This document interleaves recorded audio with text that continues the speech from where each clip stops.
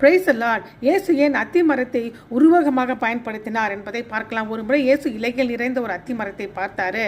ஆனால் அதில் எந்த பழத்தையும் காணவில்லை. ஆகவே அவர் அத்தி மரத்தை சபித்தார். அது உடனே பட்டு போயிற்று.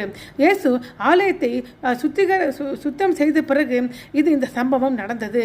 இது இஸ்ரவேல் மீது நியாய தீர்ப்பினோட அடையாள செயலாக இருக்கிறது, குறிப்பாக மத தலைவர்கள் மற்ற ஆலயத்தின் மீது. ஏனென்றால் அவர்கள் தேவ பக்தியின் தோற்றத்தை கொண்டிருந்தார்கள், ஆனால் ஆவிக்கிற பிரகாரமாக மறுத்திருந்தார்கள்.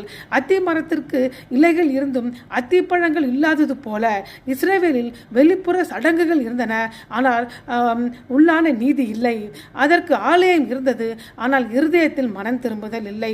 அத்தி இலைகள் வெளிப்புற சடங்குகள் மற்றும் ஆலயத்தை குறிப்பிடுகிறது. அத்தி பழம் நீதி மற்றும் மனம் திரும்புதலை குறிப்பிடுகிறது.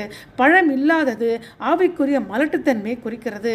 அப்பொழுது பேதுரு இயேசுவை நோக்கி, ரபி, இதோ நீ சபித்த அத்தி மரம் பட்டு போயிற்று என்றான். இயேசு பின்பு மரத்தின் மீதிலிருந்த கவனத்தை தேவன் மீதான விசுவாசத்திற்கு மாற்றியும், விசுவாசம் சாத்தியமற்றதை நகர்த்த முடியும் என்று சீடர்கள் கூறினார். அதாவது தேவனிடத்தில் விசுவாசமாயிருங்கள். எவனாக இந்த மலையை பார்த்து நீ பெயர்ந்து சமுதிரத்தில் தள்ளுண்டு போ என்று சொல்லி சந்தேகப்படாமல் விசுவாசித்தால் அவன் சொன்னபடியே ஆகும் என்று சொன்னார். அத்தோடு கூட இல்லாமல் நீங்கள் ஜெபம் பண்ணும்போது எவைகளை கேட்டுக்கொள்வீர்களோ அவைகளை பெற்றுக்கொள்வோம் என்று விசுவாசங்கள் அப்போது உங்களுக்கு உண்டாயிருக்கும். நீங்கள் நின்று ஜெபம் பண்ணும்போது ஒருவர் பேர் உங்களுக்கு யாதொரு குறை உண்டாயிருந்தால் அந்த குறையை அவனுக்கு மன்னியுங்கள் சொன்னாரு.